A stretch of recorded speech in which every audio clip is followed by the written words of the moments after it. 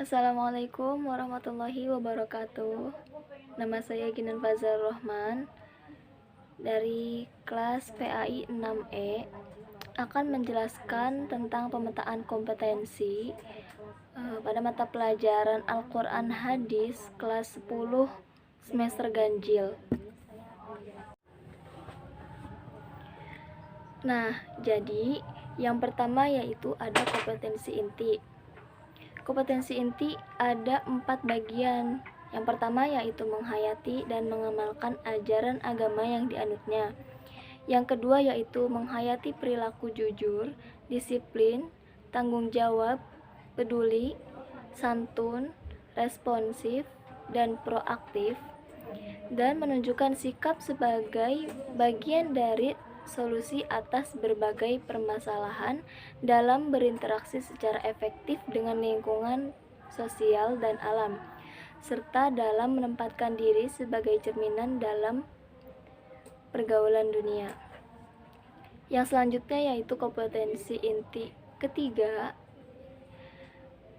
memahami pengetahuan berdasarkan rasa ingin tahunya tentang ilmu pengetahuan, teknologi, seni, budaya terkait fenomena dan kejadian tampak nyata.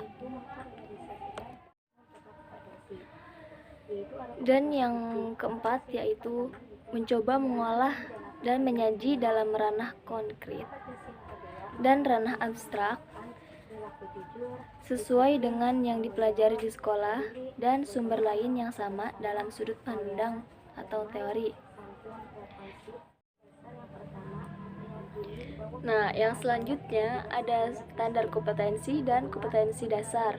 Yang pertama yaitu memahami pengertian Al-Quran dan bukti keotentikannya. Dari kompetensi dasar, yang pertama yaitu menjelaskan pengertian Al-Quran menurut para ahli. Yang kedua yaitu membuktikan keotentikan Al-Quran ditinjau dari segi keunikan redaksinya, kemukjizatannya, dan sejarahnya. Dan yang ketiga yaitu menunjukkan perilaku yang meyakini kebenaran Al-Quran. Selanjutnya yaitu memahami isi pokok ajaran Al-Quran.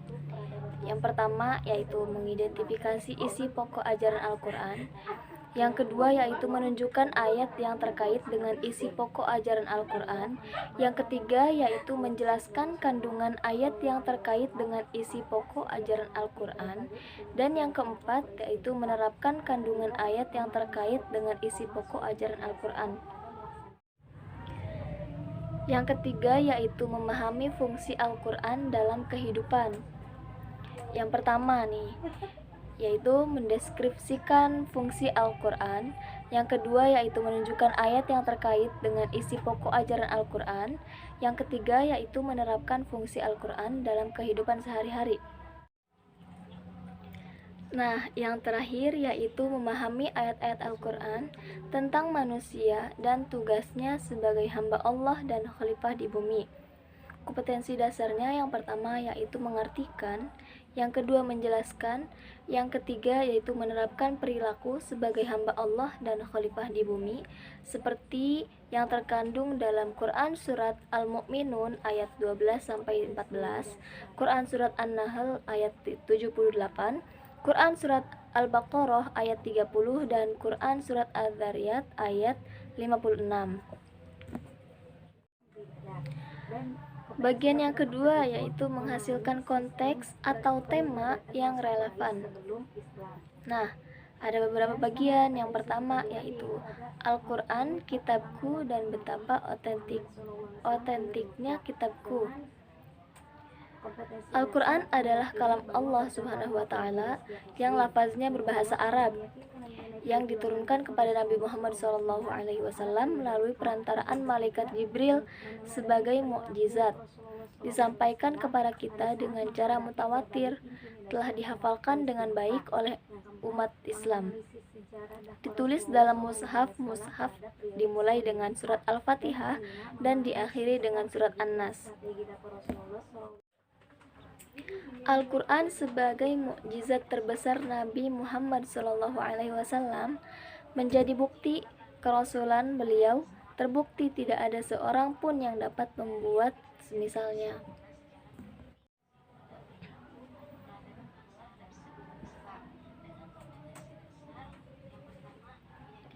Selanjutnya ada pokok-pokok isi kitabku. Al-Quran merupakan kitab suci terakhir yang mengandung isi pokok ajaran yang paling lengkap dan sempurna.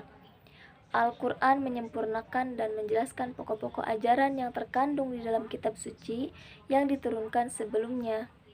Al-Quran mengandung 6 isi pokok ajaran, yaitu akidah, ibadah, muamalah, akhlak, hukum, sejarah atau kisah umat masa lalu, dan dasar-dasar ilmu pengetahuan dan teknologi.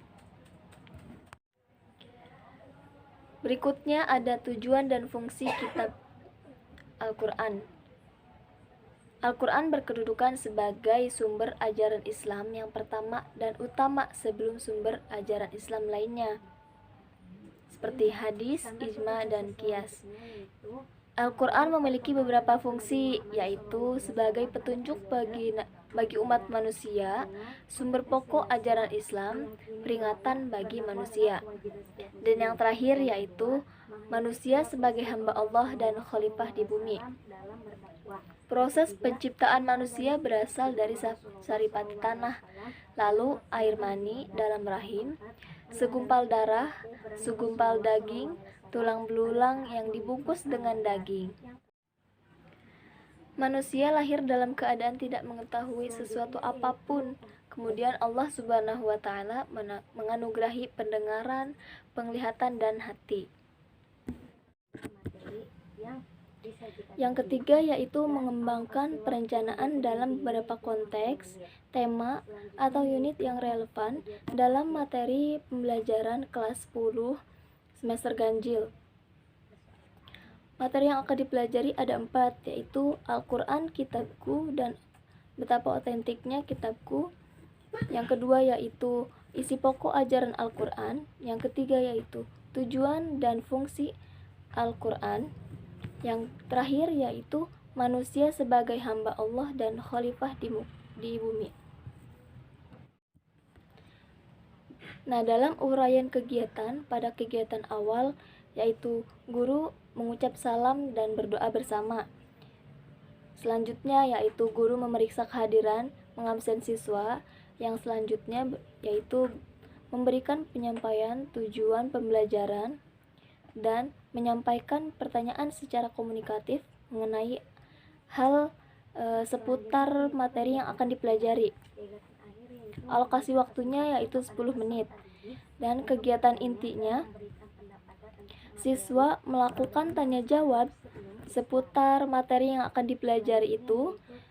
Nah, selanjutnya siswa menyimak penyampaian cerita atau kisah dari guru melalui bantuan gambar atau tayangan visual dan film tentang menghormati dan mentaati orang tua dan guru. Selanjutnya, peserta didik dibagi menjadi beberapa kelompok dan diberikan tugas untuk berdiskusi sesuai dengan tema yang telah ditentukan. Dan yang terakhir yaitu penguatan tentang materi yang telah dipelajari. Alokasi waktunya yaitu yang terakhir yaitu kegiatan akhir.